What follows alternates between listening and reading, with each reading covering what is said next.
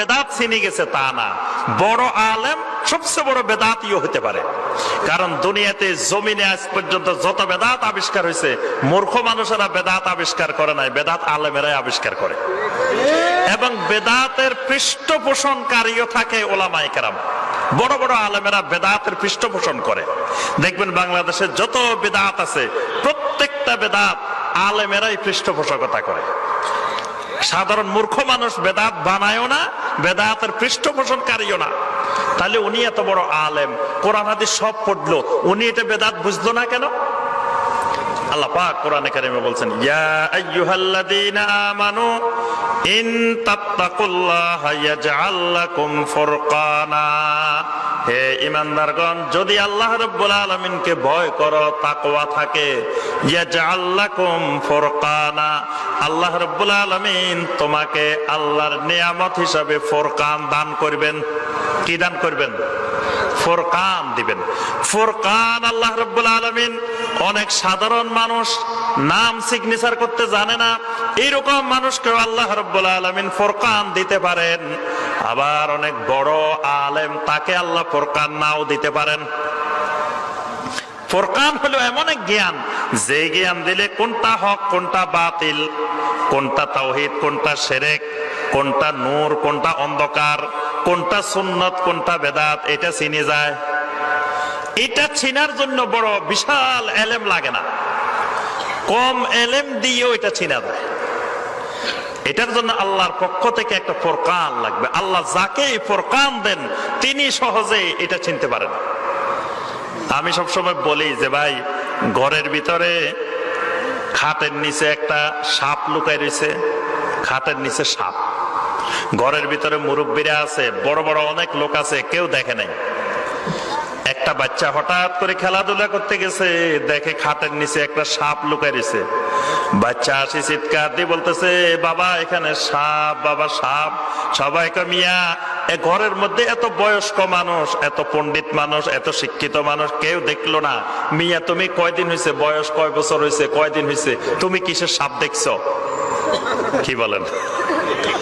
মিয়া 30 বছর বুখারী পড়াই, 30 বছর বুখারী পড়ছি, সারা জীবন পড়লাম, কোন জায়গায় একটা রাফল ইয়াদাইনের হাদিস পাইলাম না, কোন জায়গায় একটু আমিন সশব্দে বলার হাদিস পাইলাম না, কোন জায়গায় বুকে হাত বাঁধার হাদিস পাইলাম না। তোমরা এগুলা কই পাও? কি বলেন? 2 দিন হয়েছে বাংলা বুখারী পড়ো, বাংলা হাদিস পড়ো, পড়ি পড়ি এগুলো কই পাইছো? আমরা তো বছর হাদিস পড়াই পাই না। পায় না কেন? হাদিস এগুলা তো আজকে 1400 বছর ধরে আছে, পাইলো না কেন? না পাওয়ার কারণ হলো কিবির, না পাওয়ার কারণ হলো অহংকার। অহংকার যদি কারো ভিতরে থাকে, সে পুরা বুখারী পড়ে ফেলবো, হাদিস এগুলা পাবে না। কারণ তার ভিতরে কিবির আছে, কিবির, অহংকার। কিবিরটা কি? বাতারুল হক, হককে প্রত্যাখ্যান করা, হককে মেনে না নেওয়া। আমি আগেই ঠিক করে রাখছি, আমার মাযহাবের বাইরে যত হাদিস আসুক মানব না।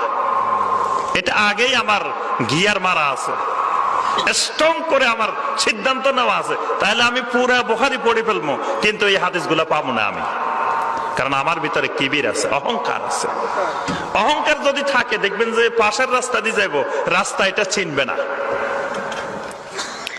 এক লোক এরকম ফেরিতে করে করে আপনার জিনিস বিক্রি করতো, সবজি বিক্রি করে না, ফেরিতে করে, ভ্যান গাড়িতে করে, আপনাদের দিকে করে তো, ভ্যান গাড়িতে করে করে গাড়িতে এই সবজি বিক্রি করে, বিভিন্ন কিছু বিক্রি করে, করতে করতে এক সময় বড় লোক হয়ে গেছে, ধনী হয়ে গেছে। কিছুদিন পরে প্রাইভেট কার নিয়ে আসছে ওই রোডে দিয়ে। প্রাইভেট কার নিয়ে এসে লোকজনের জিজ্ঞাসা, ভাই রোড এটা কোন রোড, এই রোড এটা কোন রাস্তা? সবাইকে, মিয়া কয়দিন আগে যে ভ্যান গাড়ি লই এখান দিয়ে সবজি বিক্রি করছিল, রাস্তা এইটা।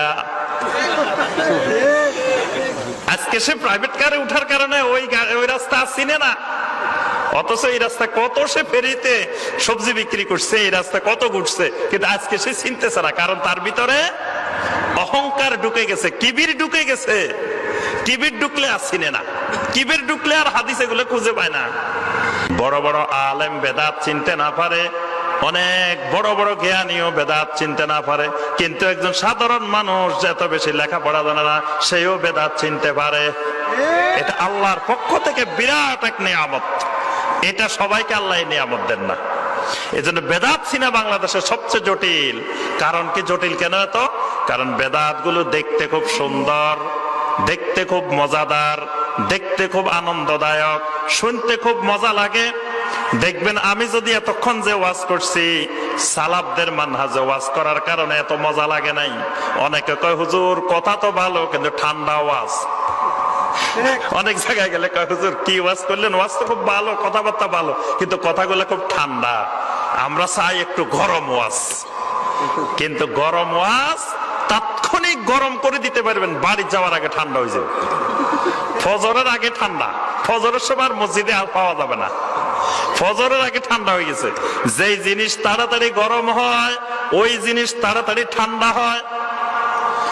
কিন্তু সালাফে সালেহিনের মানহাজ হলো, আমার উস্তাদ ছিলেন ডক্টর খন্দকার আনম আব্দুল্লাহ জাহাঙ্গীর রহমতুল্লাহ আলাইহি।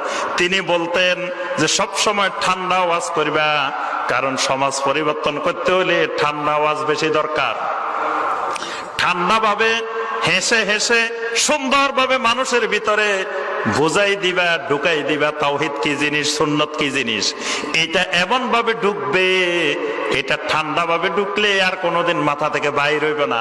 গরম ভাবে ঢুকলে কিছুক্ষণ পরে বাড়ি যাওয়ার আগে বাইরে যাইব। এই জন্য সালাফে সালেহিনদের মানহাজ ছিল ঠান্ডা ওয়াজ। এই জন্য অনেকের কাছে কিন্তু ঠান্ডা ওয়াজ ভালো লাগে না।